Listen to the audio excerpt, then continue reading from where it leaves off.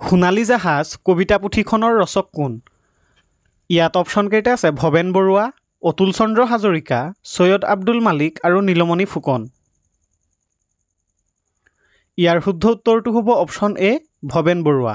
সোণালী জাহাজ কবিতা পুথিখনৰ ৰচক ভৱেন বৰুৱা। লুইত পাৰৰ অগ্নিসুৰ নামৰ কবিতা পুথিখন কোনে ৰচনা কৰিছিল?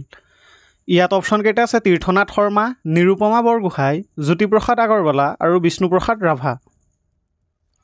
ইয়াৰ শুদ্ধ উত্তৰটো হ'ব অপশ্যন চি জ্যোতিপ্ৰসাদ আগৰৱালা। লুইত পাৰৰ অগ্নিসুৰ নামৰ কবিতা পুথিখন জ্যোতিপ্ৰসাদ আগৰৱালাই ৰচনা কৰিছিল। হে অৰণ্য হে মহানগৰ কবিতা পুথিখনৰ ৰচক কোন? ইয়াত অপশ্যন কেইটা আছে ৰীতা চৌধুৰী, যোগেশ দাস, নৱকান্ত বৰুৱা আৰু আনন্দ চন্দ্ৰ আগৰৱালা। ইয়াৰ শুদ্ধ উত্তৰটো হ'ব অপশ্যন চি নৱকান্ত বৰুৱা। হে অৰণ্য হে মহানগৰ কবিতা পুথিখনৰ ৰচক নৱকান্ত বৰুৱা। প্ৰাণৰ পৰশ কবিতা পুথিখনৰ ৰচক কোন?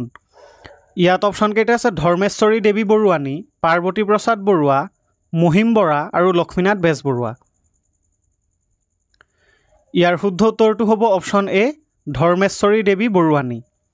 ধৰ্মেশ্বৰী দেৱী বৰুৱানীয়ে প্ৰাণৰ পৰশ কবিতা পুথিখনৰ ৰচনা কৰিছিল। বকুল বনৰ কবিতা গ্ৰন্থখনৰ ৰচক কোন?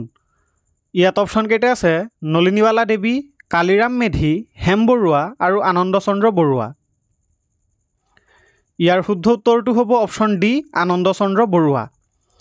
আনন্দ চন্দ্ৰ বৰুৱাই বকুল বনৰ কবিতা গ্ৰন্থখনৰ ৰচনা কৰিছিল।